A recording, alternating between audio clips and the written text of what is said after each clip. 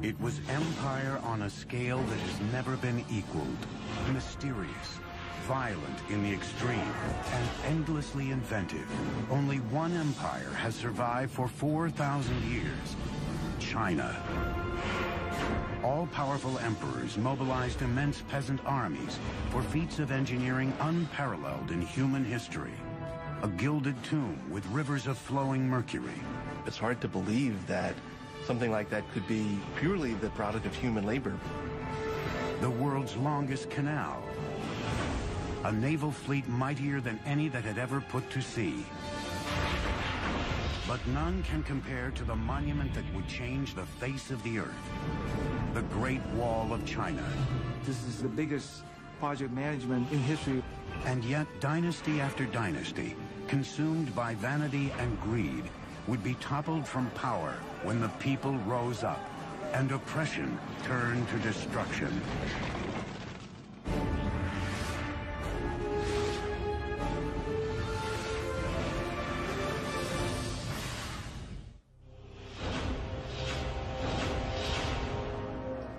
At the dawn of civilization, the Chinese were there, and they are still here.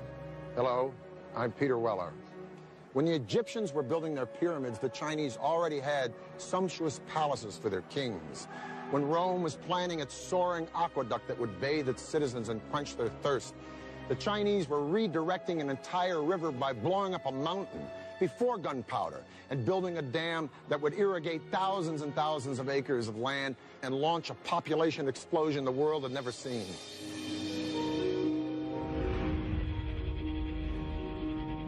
4,000 years ago, Chinese civilization rose and spread across a vast area, 1/3 larger than the United States. But for centuries, China was in turmoil. Separate kingdoms battled for power and control. Conflict and combat ravaged the land. China was, as we think of it today, more or less, was made up of a number of states, all of which were fighting with one another for supremacy. The period was called the Warring States. By the 3rd century BC, one kingdom emerged as the most powerful and the most ruthless. A western province home to a hostile, warlike people. They were ambitious, forbidding, and determined to conquer and unite all 7 kingdoms. They were called the Qin. Their unification of this vast land would create an empire like no other the world has ever seen. The Qin prospered in a region that was fertile and flat, with access to prime trading routes like the famed Silk Road, connecting them to the farthest reaches of China and beyond. Over time, the Qin developed 2 critical military advantages over the other kingdoms.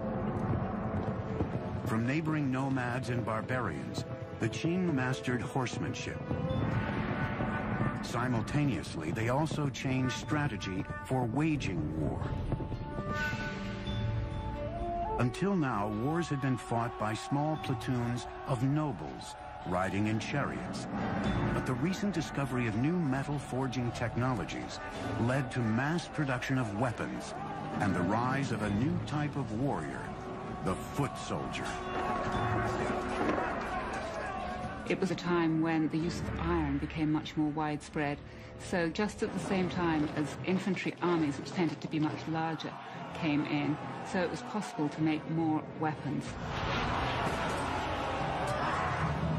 With this tactical breakthrough, the Qin launched an offensive to conquer all of China.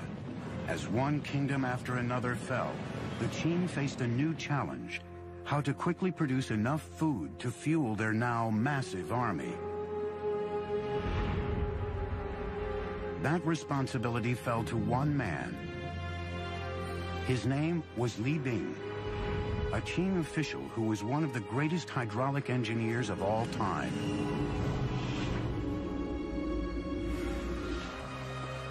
Under his guidance, Chinese builders would construct a masterpiece of engineering.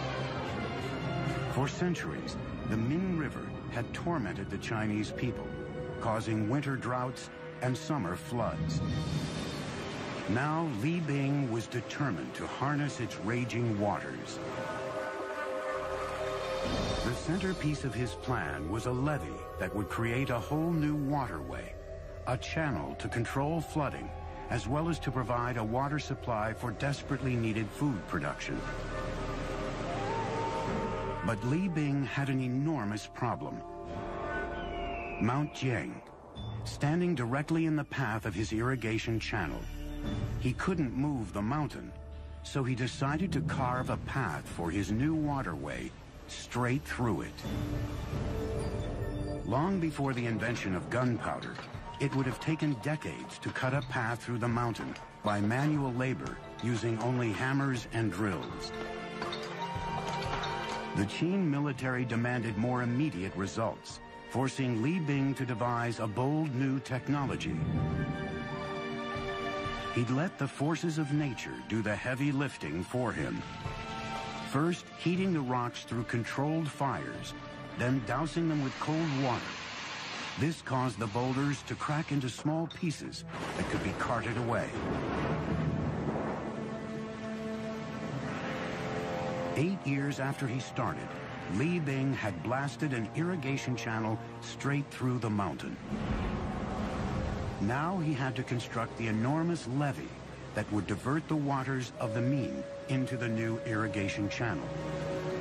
Thousands of workers were brought to the site, working with nothing but muscle and chisels, carving out the earth. Remarkably, Li Bing designed a levee that could regulate the raging waters of the Min according to the season. In summer, more water could be driven to the irrigation channel to prevent flooding along the river. In winter, the proportions were reversed, directing more water into the river to avoid drought. By irrigating a vast stretch of Qin territory, Li Bing's levee triggered a massive population boom, and the military had a new base to launch attacks into enemy territory.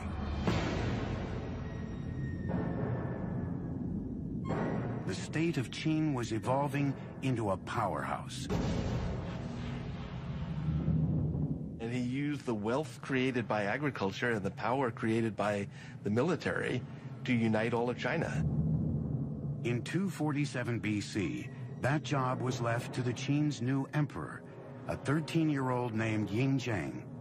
The young ruler assumed the throne with his mother acting as queen dowager. But Yingjiang came to power in a palace teeming with enemies, already plotting his demise. Knives were being sharpened. At the top of the list of those who wanted him dead was his own mother. She now had a lover and 2 new sons she wanted on the throne.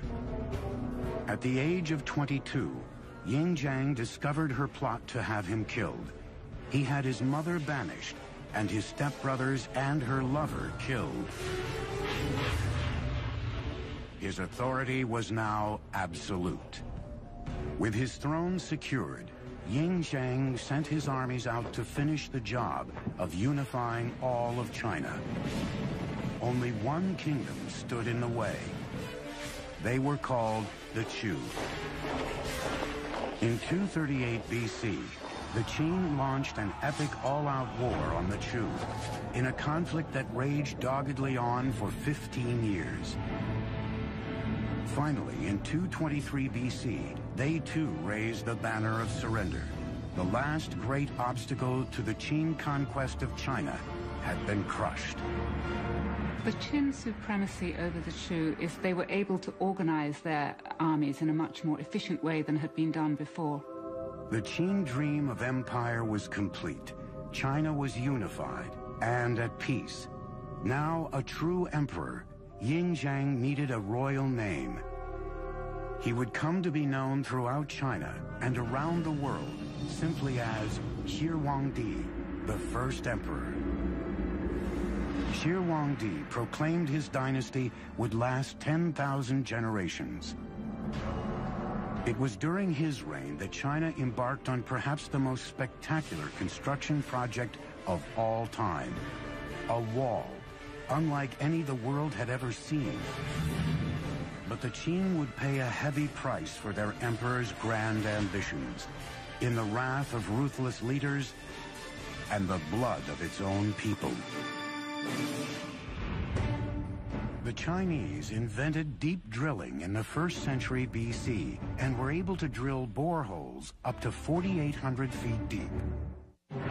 220 BC, China's first emperor, the triumphant Shi Huangdi, sets off to survey his new empire. For the first time ever, China was unified and secure, and he intended to keep it that way, with the most ambitious engineering project ever conceived, the Great Wall of China. Well, the Great Wall was a linking up of walls that had existed previously. A number of states in the north of China had built walls partly to defend against one another, but more importantly, to defend their northern frontier.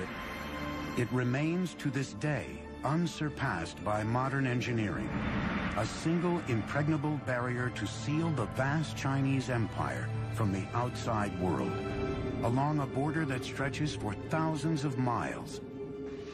This is Chongcheng. In Mandarin, it means long wall. And believe me, covering more turf than the continental United States is wide, and including all of its spurs that go off into no place, it's 6,000 miles. And man, that's long. Shi Huangdi, China's first emperor, started building it 2,000 years ago. It was worked on right up until the 17th century. But the original wall didn't look like this. It was kind of a mud brick affair, but it presented an interesting engineering challenge nonetheless, because it had to go all the way from the sea in the east to the Gobi Desert in the west, just to keep the northern nomads like the Mongols out and the Chinese people in. If it took the audacity of emperors to dream great, it took the relentless drive of the Chinese labor force to build great, but not without a price. Their capacity to endure hardship was unimaginable. Men, women, and children worked with their hands on this wall, and if you complained or tried to run away, you were killed. Disease was constant, injury was commonplace. Dressed only in rags, these people suffered bitter cold, bitter hunger, bitter exhaustion. Records say that at the height of production on this wall, close to 1/5 of China's entire labor force, 1 million people were working here, and 1/4 of those people died. And if you died here, usually you were buried here, in the wall, giving rise to its other nickname among some, the Long Graveyard.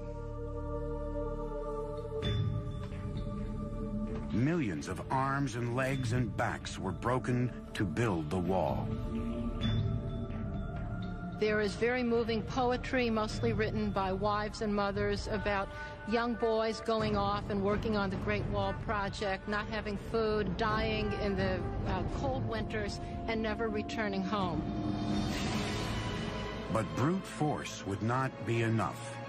Different regions had vastly different terrain and varying construction materials on hand. Wherever possible, engineers added to existing walls, but most of it was built from scratch. They devised a brilliant system utilizing one material they had in abundance. The tamped earth method is what Chinese is called a hangtu. What this means is that you build a wooden frame to enclose the wall, and you start low with, say, 2 boards parallel, and then you pour some gravel and some sticks and some clay, and then you use the end of a log to beat it and pound it until it's very, very compact. And then you put another layer in, and you keep doing that, and then you put other boards on the outside to hold it in place, and you keep going up and keep going up until you reach the height that you want. When it was dry, the frame was removed, leaving just a solid slab of tamped earth, strengthened by the willow reeds, like the steel rebar that reinforces modern concrete. The southern side, facing China, was defended by a simple parapet, while the northern side, facing the barbarians, was crenellated. There was a guard tower every 700 to 1,000 yards. A paved road ran along the top of the wall for troops and even wagons, making it an efficient communications route, especially for the soldiers stationed at each tower. But as a work of military engineering, the wall was only partially successful. wall exists to be defended. But in the long run, the wall was not very defensible. Nomads could break through it or go around it, bribe their way through it. But the Great Wall was not only designed to keep barbarians out, it was also a symbolic dividing line, locking the Chinese in. The Great Wall, in a sense, is a cultural marker as much as it is a military fortification. It's the way of the Chinese saying to the nomads, you stay out there and raise horses and sheep, and we'll stay in here and grow grain. By 210 BC, the Great Wall had stretched over 3,000 miles, leaving an indelible mark on China's harsh terrain. But resentment was swelling into a rage against Shi Huangdi. Many in his kingdom felt the colossal barrier was not worth the toll it inflicted on the Chinese people. Once again, his enemies were plotting against him. Shi Huangdi's final years were marked by what I think is reasonable to call paranoia. But as the old joke says, just because you're paranoid doesn't mean people aren't out to get you. At least 3 assassination plots came very close to succeeding. Shi Huangdi struck back by turning China into a virtual prison for its people. He ordered all historical records of his ruthless regime destroyed. Punishment for anyone who didn't comply was forced labor or even death. Some 400 people were buried alive as a lesson to those who spoke out against the regime. When the emperor's eldest son objected, even he was banished. Shi Huangdi's brilliant vision had transformed China into a great empire, but he paid the price with a descent into madness. He would now turn his obsessions and his army of forced labor to another stunning feat of construction begun years earlier. A monument to his own fear and death. In the 1040s, movable type printing was invented in China, a huge development in the history of printing.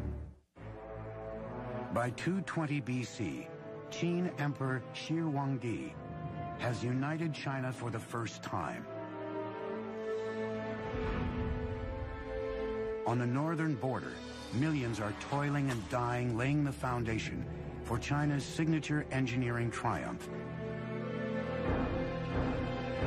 The 3,000-mile-long Great Wall. But the first emperor wasn't done.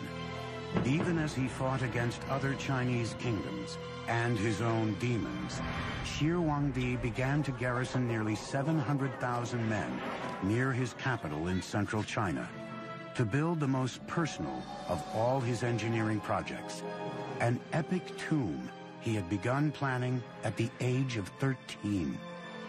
This was a monumental project that required the labor of thousands and thousands of people over a very long time. It was, by design, the biggest and best tomb that China had ever known. In 1974, farmers digging a well came face to face with an ancient Chinese warrior.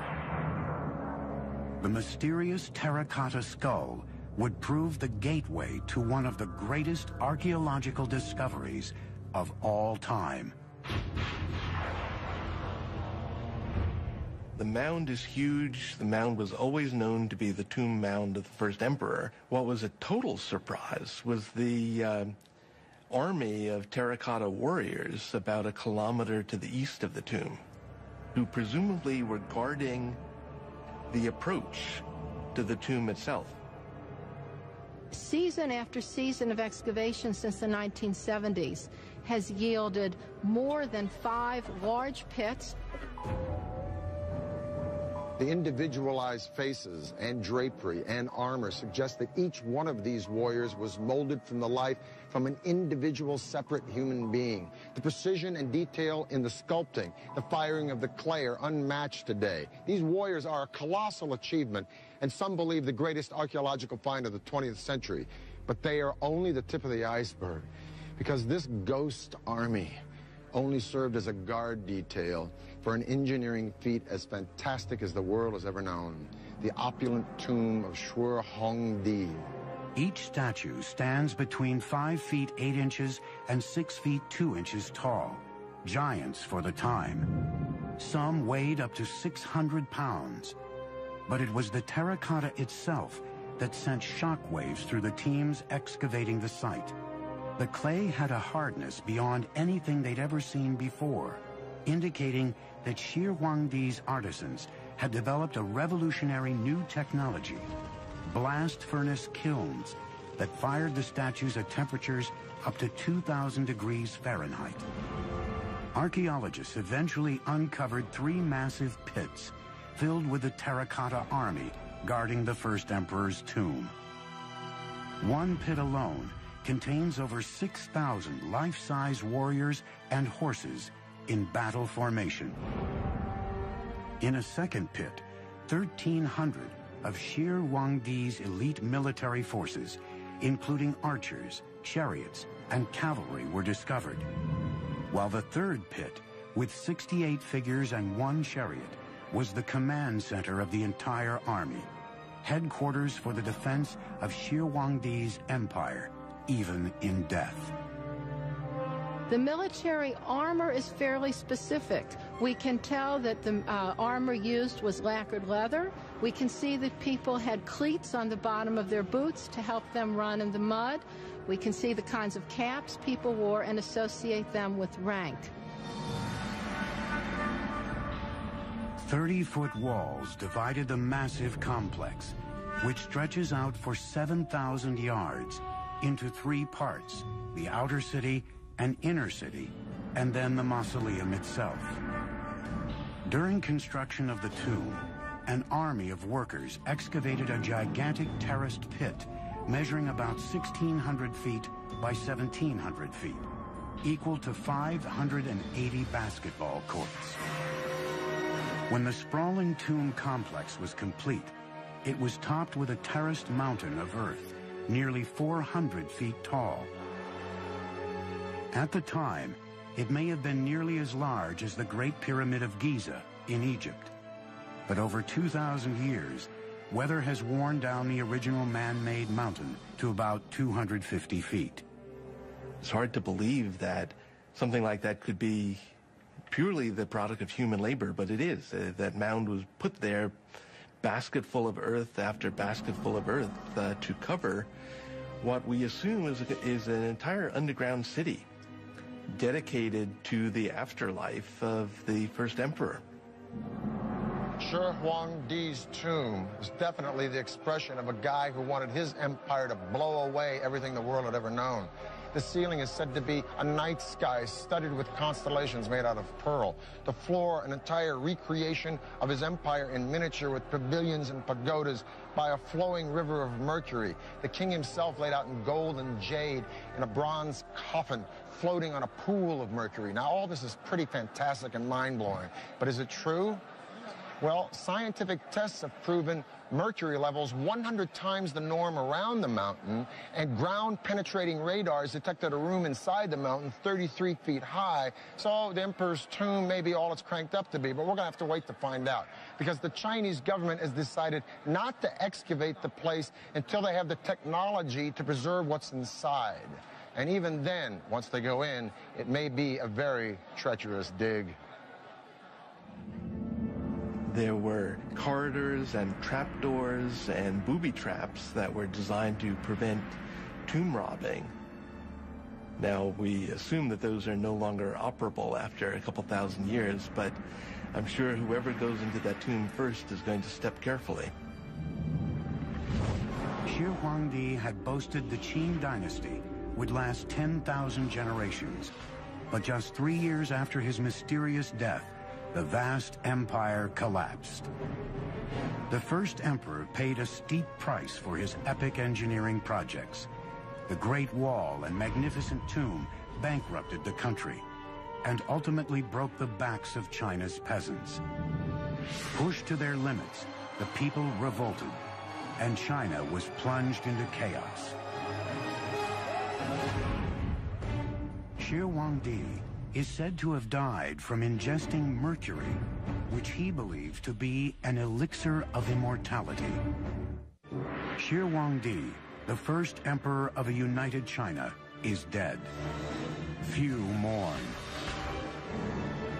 Many have eagerly anticipated an end to the hated and ruthless Qin dynasty.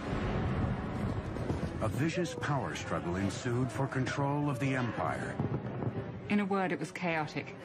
Very quickly, after the death of Qin Shi Huangdi, things fell into civil war with various people vying for power.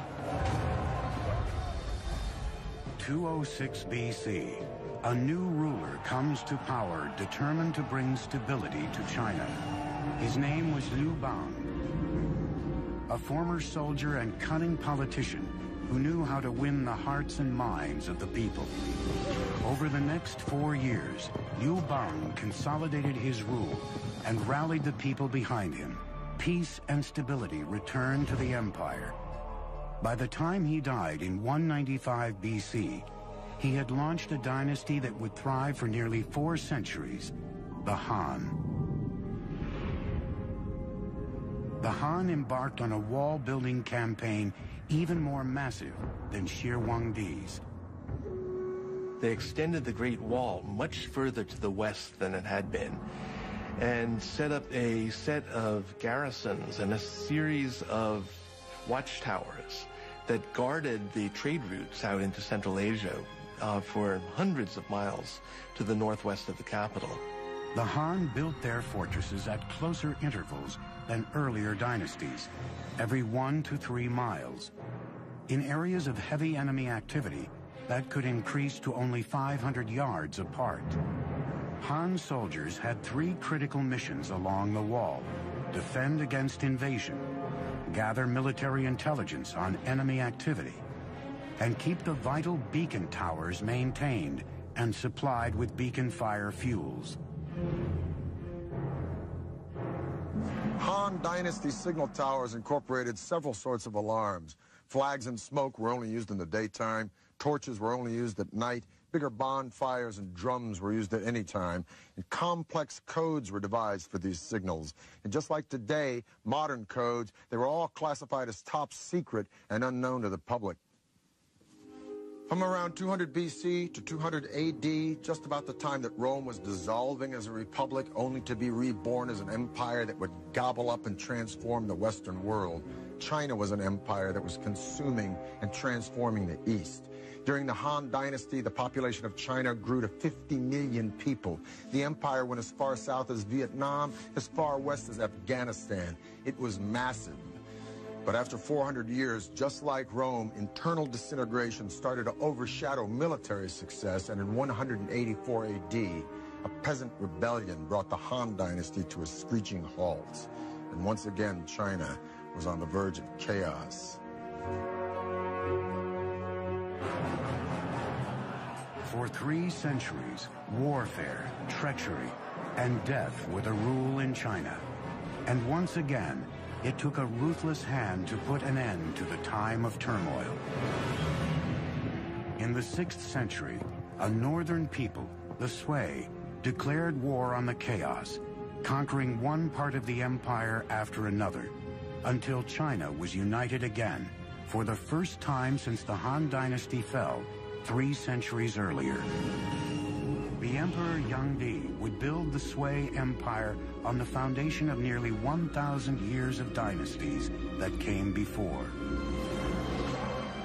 Unlike previous emperors who had concentrated on fortifying China against the outside world, Yangdi would channel his energies inward and strengthen his empire within its borders. China is vast, and its waterways provided the most efficient means of transportation over such great distances. 2 major rivers traverse the country east to west, the Yangtze in the south and the Yellow River in the north, but they are 1,000 miles apart. China was a house divided. Yangdi decided to do something about that. He aimed to link northern and southern China by a gigantic central artery, a grand canal, a kind of hydraulic highway for merchants, soldiers, and citizens. very common to China in terms of constructing any large infrastructure project. They would look at existing waterways and trying to find area where they could connect and link the entire canal. They want to take advantage of natural geography.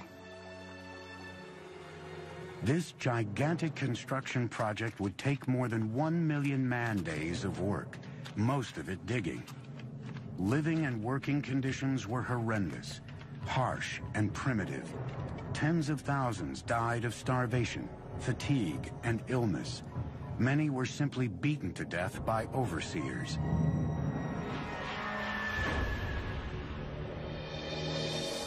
More than 24 locks were needed to create a massive network of channels. But every time you encounter a natural body of water, you need a lock to make a barrier between the canal and the lake or the river. When you go up any significant grade, you have to have locks to raise the water and the boats with it to get over any rise in the terrain. It took 5 million workers over 6 years to build the Grand Canal. When it was built, it stretched 1,200 miles, and it was the longest and most ambitious canal project that had ever been enacted on the Earth up to that time.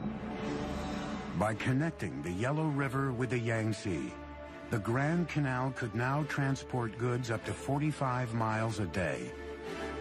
Major cities along the canal grew into silk, porcelain, and cotton centers. Merchants and artisans supplied manufactured goods to opening markets throughout the entire country. Economically speaking, it made interregional trade much easier, as well as providing work for a lot of people building it, maintaining it, working on it, transporting goods and people up and down it.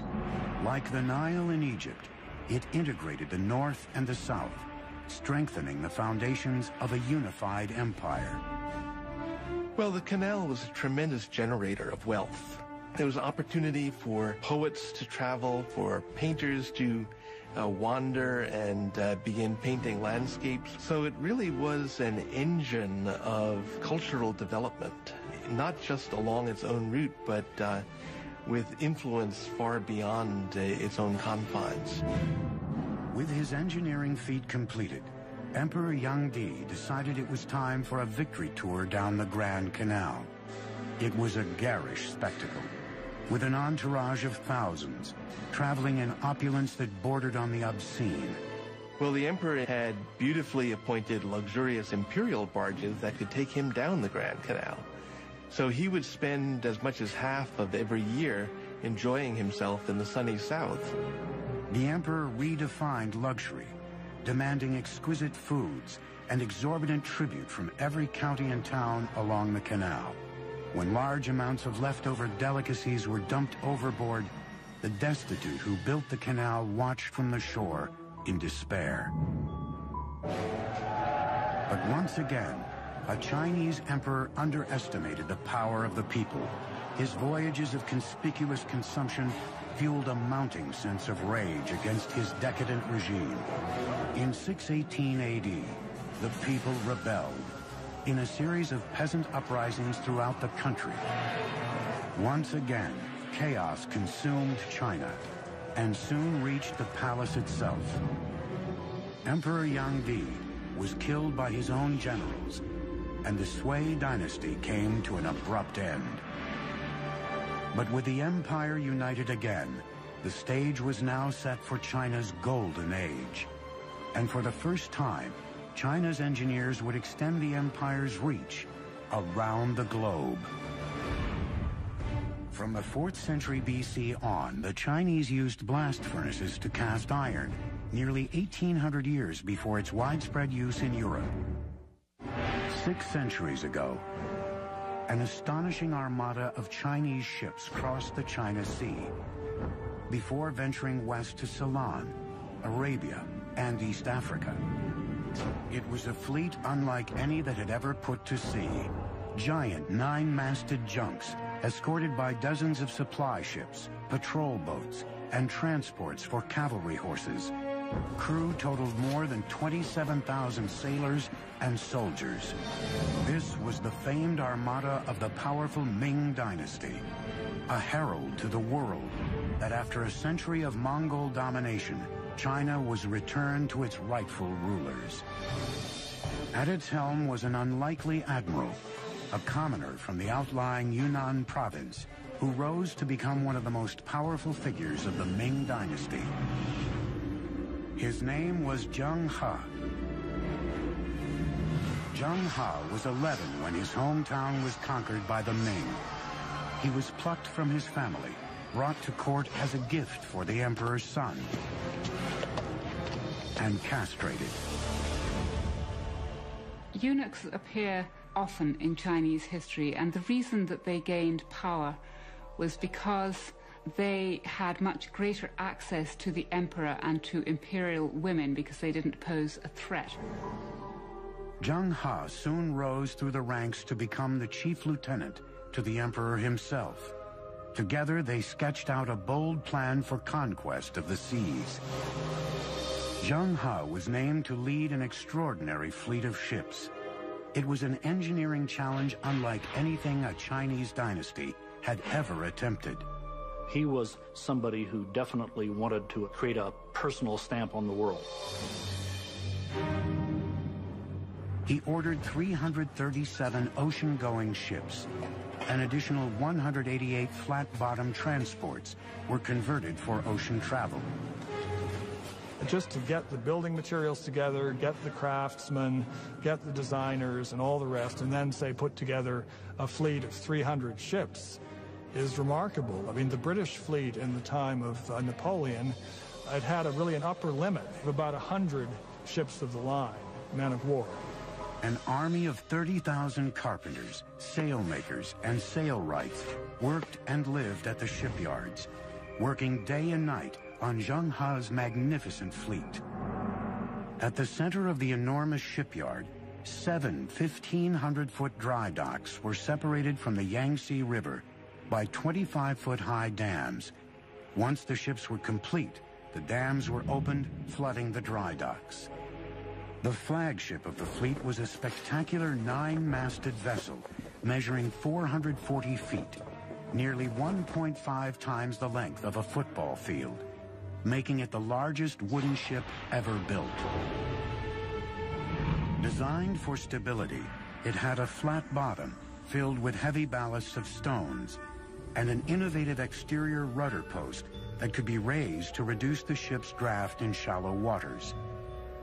Watertight bulwark compartments, inspired by the partition shape of bamboo stalks, stored drinking water and supplies, and kept the ship afloat if the hull was breached. The second deck had living quarters for the crew.